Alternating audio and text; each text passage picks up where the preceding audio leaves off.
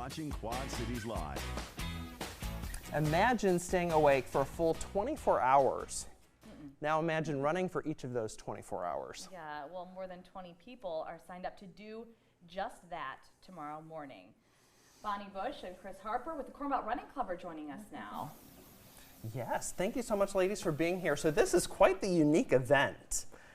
That it is. How did this come to be? You know, the origins of it started over 40 years ago. And today, this is the longest timed, or the longest running timed event in the United States.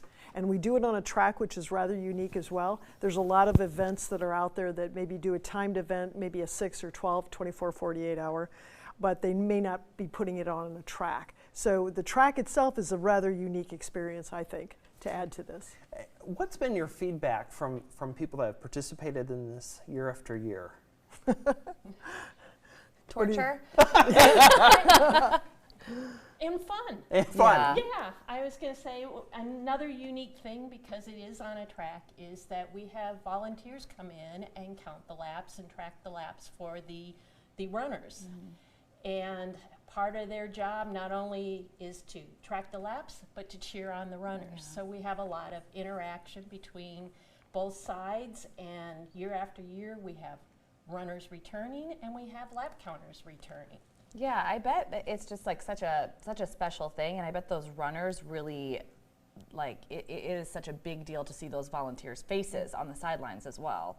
You probably kind of, I don't know, get a little bit of a bond going after all that time. Absolutely. Your lap counter is your tie to reality for the day, basically, because everything else you can forget about. You know, you've got your stuff or food or drink or beverages and change of clothes and change of shoes. And nothing else matters. You know, nothing else matters. But the bond that you have with your lap counter is a rather important one. And that is your connection and constant feedback, right? That you're doing okay, you're still moving, and that's an important piece of it. Let alone the camaraderie on the track itself. You've certainly met some very interesting people. One way or another, everybody's got a story, right? And you've got a lot of time to explore that potentially as well. I was going to ask about that too.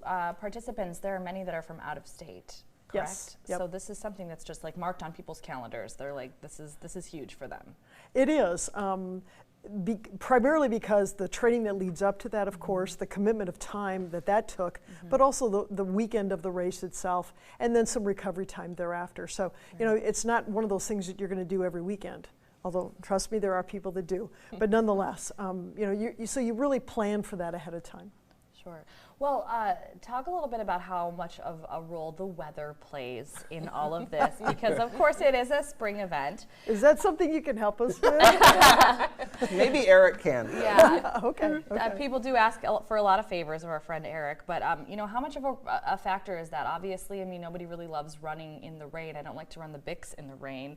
So talk about, you know, how runners deal with that, with the changes in the weather. Well, fortunately, our lap counters are in a large tent. Okay. It's kind of like, I refer to it as the circus tent. I know Chris doesn't see it that way, but to me it's the circus tent. But yeah, weather does impact it. Obviously, people are planning today, checking weather, probably multiple times for the last week. And it does impact that. But we've been very lucky. Our temperatures have kind of stabilized a little bit here now. And if it's anything like the last couple of days, not bad at all. I mean, a few sprinkles, sure, you know, that's fine. There'll be a lot less sunscreen, I guess. Less sunscreen, more changes of shoes and socks, probably. What do the participant and the winners get? Just bragging rights for sure that they made it through this event. So top mileage will get you a hourglass trophy. It is a 24-hour hourglass, or you know, sand and similar like to this shirt. Yeah, like the shirts. Very cool. Every runner gets a shirt. Our lap counters get shirts as well. And then for participants that are over 100K or over, 62 miles. That's crazy. There's a nice little plaque in the shape of, a wood plaque in the shape of Iowa, and then there'll be a little placard with your name and your actual mileage on it as well. Wow. But everything else in is bragging rights. Very cool. Well, Love your that. group does amazing work here in the Quad Cities. So the 24-hour run kicks off tomorrow at 7 in the morning there on the track at North Scott High School. For more information about the Cornbelt Running Club, you can head to cornbelt.org. Bonnie and Chris, thank you so much for being here. Thank you. Good luck to everybody too. Yes. That's going to be running. Awesome.